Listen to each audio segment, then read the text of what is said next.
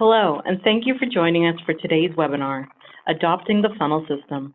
I'm Amber Noble, a marketing specialist here at Barracuda MSP, and I'm happy to be moderating today's session. Today, I'm joined by Mark Figart, president of Digett. Mark has been helping companies fix the funnel for over 15 years and has extensive insights into the how and why of marketing. During today's educational webinar, Mark will run us through the funnel system framework and help you as an MSP to better improve your marketing return on investment. Before we get started, let's do some brief housekeeping.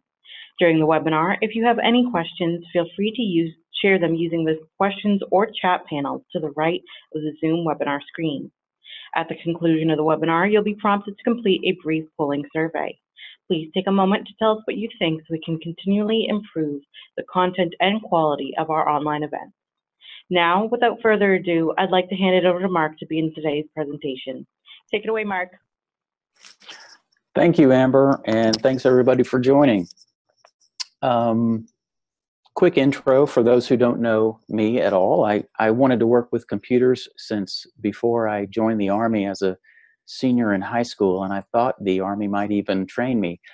But when I sat down with the recruiter after passing all the tests and the screening, he turned around, he typed something into his computer, and then he told me there weren't currently any computer jobs available. So I was disappointed, but I'd been prepared for the worst. So was immediately encouraged when he suddenly brightened up and turned toward me and he said, "Here's something.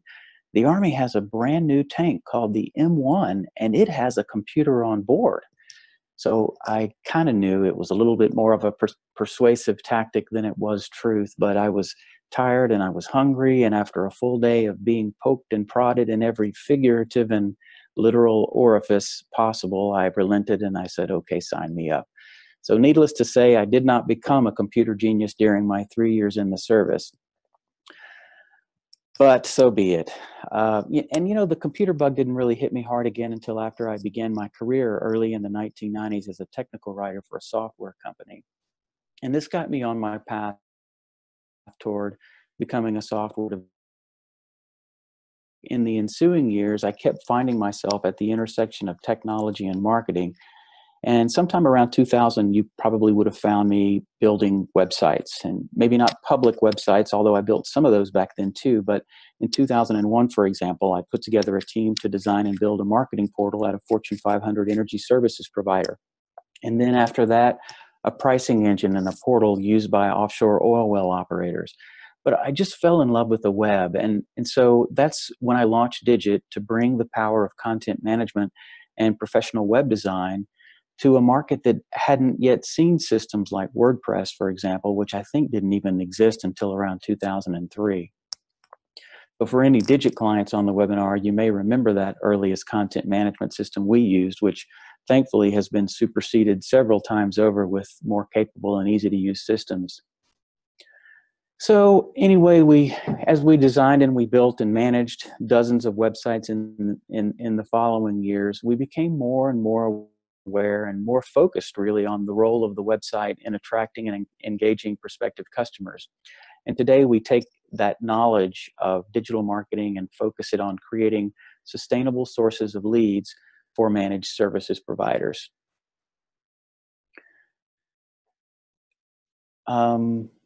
So it's helpful to get on the same page concerning the definition of a sales funnel, since my definition could be different than yours.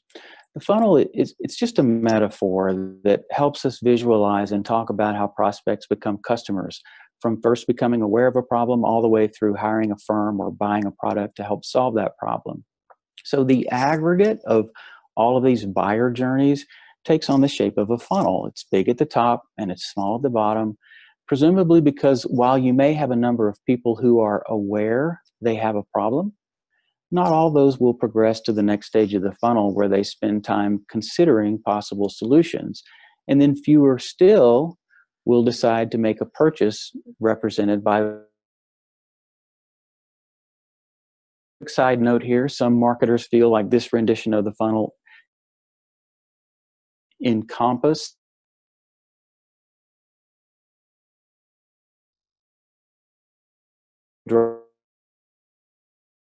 which is upside down, which is supposed to represent the role of cultivating customer loyalty. And all that's fine. It's totally legitimate. But just so that we're on the same page, the funnel we'll discuss today is simpler. Like most funnels, it has that wide top and narrow bottom. The top of the funnel, and this may sound familiar to you, represents the largest possible audience of potential qualified buyers of your services and who show absolutely no intent of buying anything. The bottom of the funnel, where my definition differs from some, it's where a prospect has done the research, they've committed to a solution, and they somehow signal their readiness to talk to a sales rep, whether that's with your company or with your competitor. The bottom of the funnel is where we find prospects with the most intent. And this is where a handoff occurs. It's where sales takes over from marketing and attempts to convert a lead into an opportunity. And at this point, the prospect is now, according to this definition at least, out of the funnel and into what I refer to as the sales pipeline. So I'm not suggesting that marketing is only about bringing in new sales leads and then handing them off to sales. But as an MSP, if you have not already solved the problem of producing an adequate volume of new and high quality sales leads through your own marketing program, then I think building this funnel is by any measure where your greatest ROI will come from. I would even go so far as to say that a high performing sales funnel is your company's most valuable asset, period. It's that important for several reasons. First, your leads, your sales leads are fundamental to the value exchange. If you don't have sales leads, you don't have clients. No clients means no sales means no revenue. It also takes a lot of focus, discipline, sustained effort to build a quality funnel. It doesn't happen overnight, not even in the best of circumstances. And without both a solid strategy and effective execution, it's almost guaranteed to fail. The funnel, and I think that's even where the value comes from, because it's so hard to do. And this is where you can get an advantage on your competitors. I think funnel mastery is a critical strategic competency. While you may successfully outsource tasks involved in developing and executing a marketing plan, in fact, you probably should outsource some tasks, you should not be dependent on IT vendors or marketing partners for your sales leads. And finally, if you're thinking about an exit strategy that involves the sale of your firm, just imagine the difference in its valuation with and without a strong sales funnel. As a matter of fact, Steve Lewis of Service Leadership spoke last year at GlueCon out in Scottsdale, and he gave a presentation entitled Pivotal Learnings from Growing a $100 Million MSP. And guess what most of the presentation was about?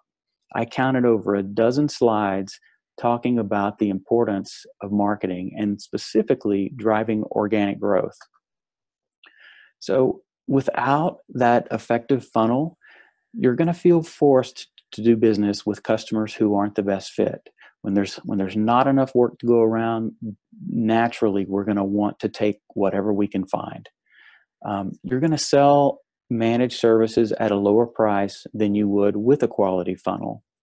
And finally, you'll depend on leads, or call it market development funds, from vendors who expect you to sell their solution. Now, I'm a huge fan of using MDFs, but way too often I see them applied to initiatives that do not help build a strong funnel. And I'll repeat what I said just a minute ago. If you do not already have, if you haven't already solved the problem of producing an adequate volume of new and high quality sales leads through your own marketing program, then building this funnel is by any measure where your greatest ROI will come from. So the tendency is to measure the effectiveness of a sales funnel exclusively in terms of the volume of sales leads that we get into our sales pipeline. But there's a lot more behind it, and our goal isn't just to produce an abundance of good leads. We, we, we want more clients, sure, but in addition to increasing revenue, we're also looking to improve in other ways. For one, we want more choice in who we take on as clients. We want to sell work where we can provide the highest value, because when our services are priced correctly, higher value translates to higher revenue. And we also want to sell work where we will deepen our expertise in whatever our chosen area of focus is. We sell and deliver to exploit that depth of expertise so that we can gain even more expertise, so that we can turn around and sell and deliver to exploit that greater expertise and repeat the cycle over and over. So I'm a big fan of developing that depth of expertise in a given focus area. We also want to sell at higher margins. Price is your number one point of leverage impacting profitability. And a good funnel drives leads that will pay higher prices. And we also want to lower the cost of sale. We can do that with a good funnel by reducing our dependence on advertising. We can close a higher percentage of opportunities, and we can spend less time making the sale. All right, so to tell you about the funnel system, I need to introduce a concept some of you may already be familiar with called the value stream. So you would have heard of this if you've read a book by Michael Porter called Competitive Advantage, although Porter actually refers to this as the value chain, not the value stream, or if you've ever read the DevOps Handbook. But the concepts outlined in Competitive Advantage and the DevOps Handbook go back at least as far as, say, 1984, when an author by the name of Eliyahu Goldratt published a groundbreaking business book, still a classic, written as a novel called The Goal. So a value stream is all the activities that we perform in order to create and deliver value to our customer, manifesting ultimately as a product or a service. So it includes, for example, the production or the development of the services that you'll sell, the marketing and selling itself, and the delivery of the service after the sale.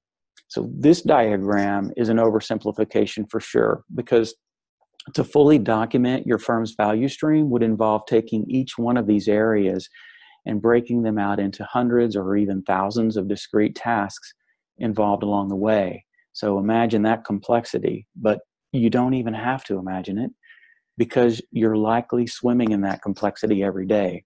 It has a nasty way of turning into chaos on some level, and that chaos can create any number of obstacles to building a strong sales funnel.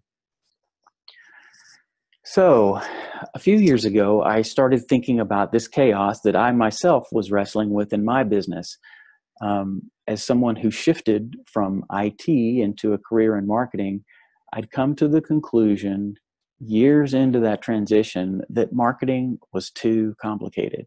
It's like not only was I having increasing difficulty with my client conversations, trying to articulate how I was going to provide value for them, I also felt like my own team wasn't really on the same page, and that the outcomes that we were producing just weren't meeting their potential. Then I read a book called The Phoenix Project. And if you haven't read it, it illustrates principles behind making radical improvements within this value stream and increasing the amount of value delivered. So the cool thing about the Phoenix Project is that it's written as a story about a corporate IT organization. It sounds boring, but it actually makes it quite fun to read and easy to digest. I highly recommend it. It was a game changer for me because I could directly relate to the challenges in that story. So I may not be always dealing with specifically the same problems that were highlighted there, like, poorly written code or delayed software features. But it became clear to me as I read it that the problems that my team was experiencing result from the same sorts of bad decisions and mistakes made by the characters in the Phoenix Project. But until then, I just had not viewed our activities, the ones that we conduct to bring value to our clients, through the lens of a value stream. So I wasn't familiar with either recognizing the underlying issues and problems or how to go about solving them. But what's way more exciting now is that it's not just a matter of improving the outcomes that we're responsible for creating for our clients. I think we've uncovered an answer to the question of why so many MSPs and plenty of other types of companies, mind you, do such a bad job when it comes to marketing. So I had discovered what I call now the marketing value stream, which is a distinct set of activities performed in order to create and deliver value.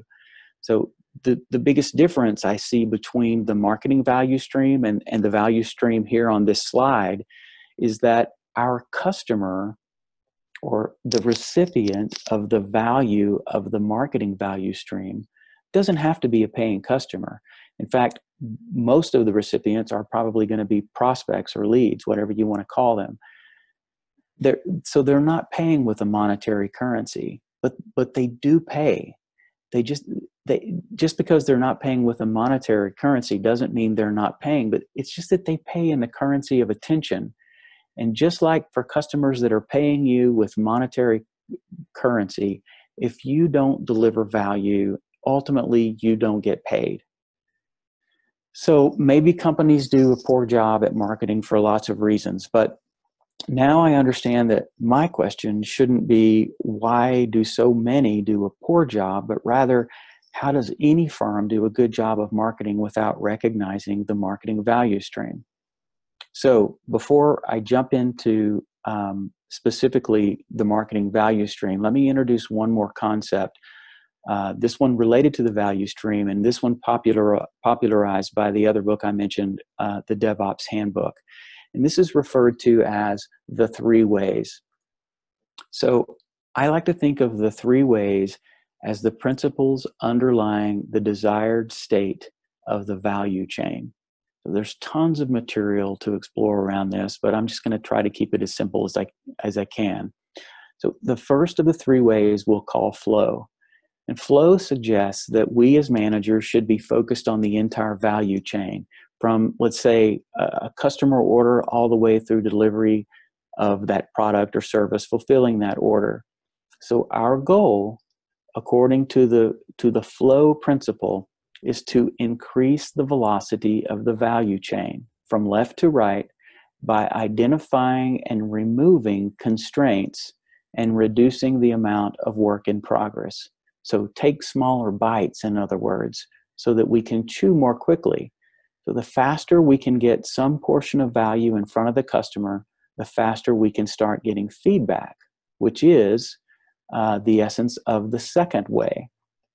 So while flow, the first principle, deals with moving value from left to right, feedback is all about introducing feedback loops at every step of the value chain. So flow helps us shorten the delivery cycle, and feedback then helps us fix problems more quickly.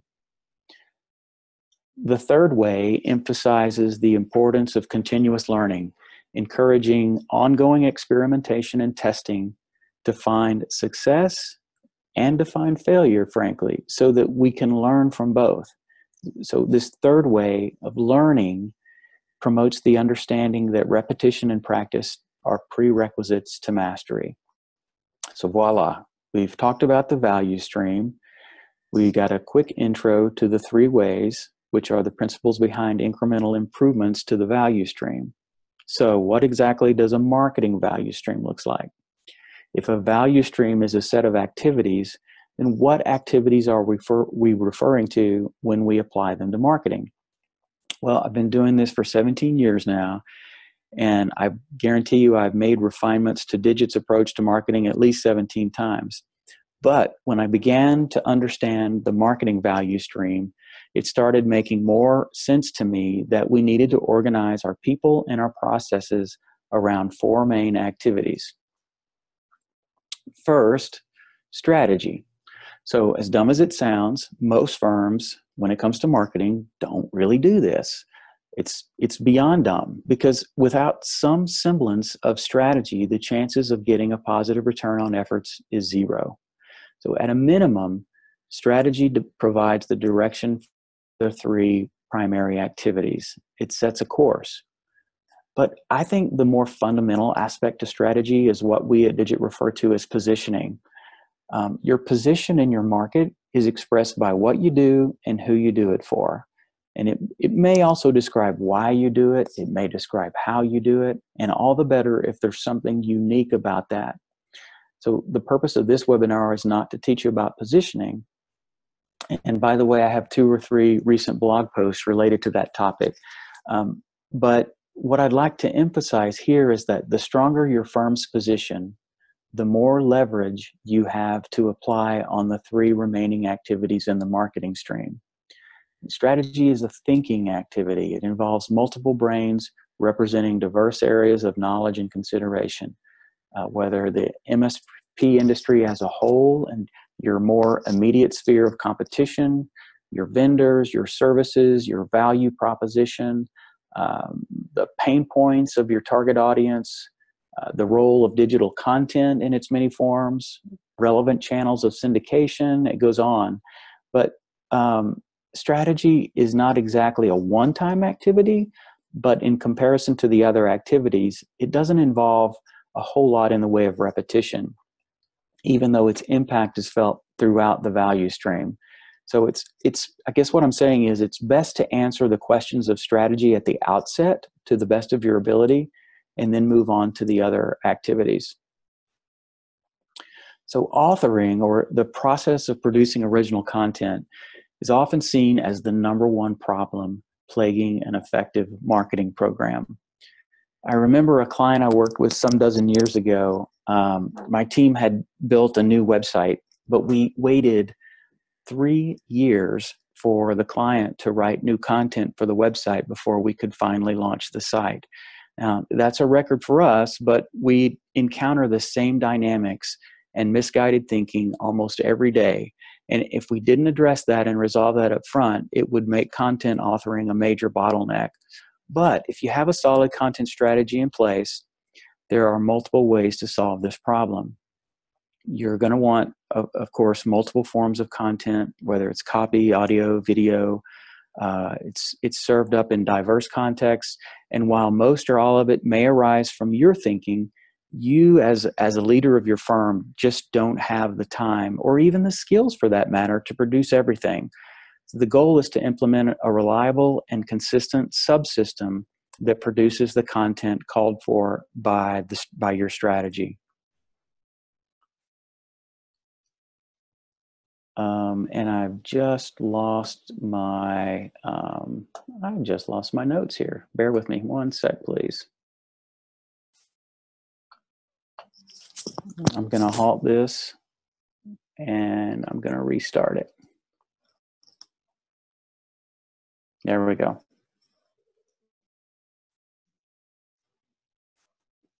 All right. So promotion is the act of getting the right content in front of the right prospects at the right time. So after content gets created, it has to be deployed in 1 or more formats on 1 or more platforms, or through 1 or more syndication channels. Because without promotion, the content just has little value to your prospects because they don't see it. Promotion could be as simple as posting an article on your website, because thankfully through the magic of Google, there's a great chance that someone is eventually going to stumble upon it. So search engine optimization is one promotion tactic, but as important as it may be, if that's your only promotion tactic, you're leaving a lot of money on the table. So that's content promotion, and we could go on and on about that. But let me move on to the final activity, or major primary activity of the marketing value stream: campaign optimization. So this optimization involves measuring the performance of your promotion tactics and your content using tests and experiments to get quantitative feedback. So you'll be tracking behaviors specific to each stage of the funnel, and you're going to have the opportunity here to gather some beautiful data with which to draw insights and make decisions about what's working and what's not. So I mentioned just a minute ago that the stronger your position, which is a significant component of your strategy, the more leverage you have to apply to the other activities. Your content will be higher quality and perceived as more compelling. You'll have far more success getting your content in front of the right eyeballs, or in other words, promoting that content. And then finally, you'll gain more insights more quickly on what needs to happen to improve your results, however you measure success. So, as the title of the webinar suggests, a system for building a high-performance sales funnel. Without further ado, the funnel system for MSPs is a framework for leveraging the power of the value stream and the 3 ways and applying it to the marketing value stream, encompassing these 4 high-level activities involved in building and sustaining a strong sales funnel at every stage of buyer intent. And that last phrase is an important one, every stage of buyer intent. And that takes us right back to the funnel. So as it turns out, to reach and engage prospective buyers at different stages within the funnel, we have to provide content tailored to where they are in their specific journeys. Not only that, buyers at one stage of the funnel don't necessarily look for things in the same places as buyers may in another stage. So now, not only are we talking about tailored content for prospects, depending on where they are in the funnel or whatever type of intent they're showing, we also need to think about promoting content differently at different stages in the funnel. And we need to figure out exactly what we should be measuring at each stage and how to measure it. So I should have been clicking those as I moved along. But this funnel system matrix, it covers content strategy, promotion strategy, and optimization strategy. It's one way of visualizing the system. And what I like about it is that it's quite useful for planning and prioritizing your marketing efforts. One of the things I love about it is that it illustrates how your strategy must address different stages of intent separately. It's also specific to a given buyer persona. So now, no matter who you sell to, you're probably dealing with multiple individuals influencing the final purchase decision. And the individuals involved may have their own unique set of priorities. So CEOs have different priorities than CFOs, for example, who want different things than CIOs. And IT directors may have their own agenda, or even office managers. But what's more, prospects in one industry may have different criteria than prospects in another. Job position and industry are just a couple of the most common ways to segment your prospects, but differences can arise out of geography or age or other attributes. So your strategy doesn't have to address every possible type of prospect or every combination of attributes, but you do need to be aware that differences exist and that your strategy should reflect a conscious prioritization based on your specific goals. So that's a super high level overview of this funnel system. And I want to leave you with a couple of parting thoughts. So where is it easier to find your future clients? It's easier to get in front of prospective IT buyers higher in the funnel than it is lower in the funnel. And that's because a couple of things. One, there are just more prospects who are not ready to buy than there are prospects who are ready to buy. So they're just the top of the funnel is bigger for a reason. It's because there's more prospects there. And so when you have more folks out there, then it's easier to get in front of them. And secondly, there's less competition for those eyeballs. Most marketing efforts undertaken by MSPs are targeted at the lower end of the funnel. And I think this is a big mistake. Secondly, your chances of influencing a prospect are much higher if you can reach her early in her journey. So how do you create a high-performing sales funnel?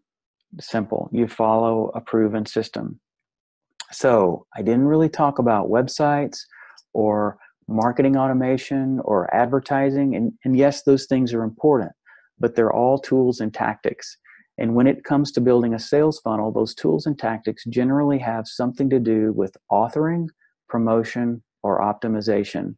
They, like so many other topics that we hear so much about, exist to either support the authoring of content, its promotion, or its measurement.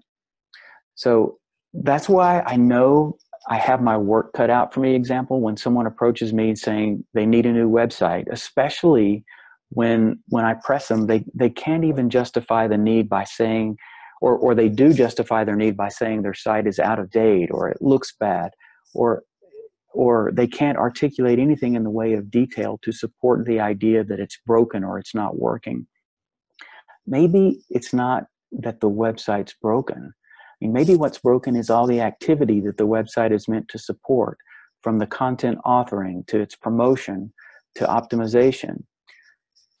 So much to talk about, and I recognize that this was something of a 50,000-foot view. So I'll be diving in, expanding on some of these topics in future webinars. But for now, Amber, if we want to open it up for questions. Absolutely, Mark. I'm going to go ahead and launch that poll I had mentioned at the beginning of the webinar. If everyone could just take a minute to answer the questions we have, it would help us improve future presentations. At the same time, if you have any questions for Mark, I know he cut in and out a little bit at the very, very beginning. So if you need him to go over anything again, or if you have any questions about some of the details of the funnel itself, by all means, pop them in the chat or question panels, and we can get to them right now. Mark, while we're waiting for people to, type out their questions, I wanted to thank you so much for joining us today. I love seeing a new perspective on the funnel, because I've seen it presented the same way a lot of times, and I rarely do I see it really aimed at the optimization, promotion, and authoring. Well, thanks, Amber. I appreciate it. And I've got so many other thoughts that have been kind of stemming from this that I've been writing about and trying to organize lately. So I look forward to sharing a lot more of that. But thank you. Appreciate it. Absolutely. And the books you mentioned sound like good reads. I know I haven't heard of them before, so I'm definitely going to check them out. You said The Competitive Advantage and The Phoenix Project? Yeah, The Phoenix Project, and the author of The Phoenix Project is escaping me right now. But that one, along with The Goal, which is a much older sort of business classic, they're both written in that novel format that just makes them super easy to consume and understand. And I think for any business owner or anyone who's in a leadership position in terms of delivery, can benefit from either of them. Excellent. We do have one question right now. Can you give a concrete example of using the principles of the 3 ways to improve a marketing program? Yeah, absolutely. Let me go back here to that 3-way slide real quick. Yeah, there it is. I passed it up, sorry. No, I didn't. So yeah, using the 3 ways to improve the marketing value chain. So flow, feedback, and learning. And just quick, so flow is all about increasing the velocity of delivery and minimizing the work in progress. And so kind of like taking smaller bites. And really, the number one place, I think the best example I can come up with this has to do with what we often deal with, clients who think they need to trash their website and build a new one. Now, there are lots of situations that demand a new content management system, whether the technology has eroded and there's no upgrade path, or where a company is rebranding and maybe they're the look of everything is changing, and potentially even products or services are changing to an extent where maybe it makes sense to, at the same time, upgrade some underlying technology. But by and large, most of the clients or prospects that I talk to who say they need a new website could benefit from these principles. Because if you think about it, producing a brand new website is a massive undertaking. I don't care if it's a 2-pager or a 2,000 pager. It's a massive undertaking to address all areas of information architecture, content, technology. There's massive coordination that goes on. There's design. And that's why, websites will easily cost from $20,000 to $100,000 or even higher in some cases. It's an expensive undertaking, and that's a perfect example of if you apply the principle of flow to that. Well, how can you take a smaller bite? Well, for one, if you consider the next couple of principles of the 3 ways, feedback and learning, by creating and deploying a brand new website, you're also missing out on the opportunities for feedback for what any of the individual changes you have made along the way are responsible for in terms of outcomes or performance. So let me try to paint this in simplistic terms.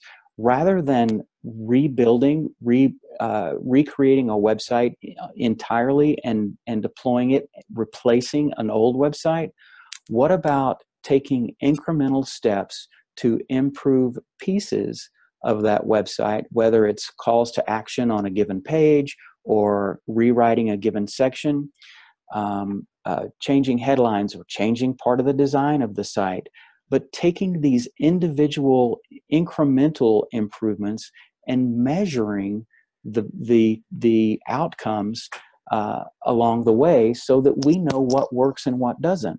So, for example, I can take a landing page that I'm using to promote a white paper, and I can make experimental changes, run A/B tests in parallel, and get a much better understanding of what works better, as opposed to this wholesale idea of replacing a website that's oftentimes just based on what I think looks better or what the client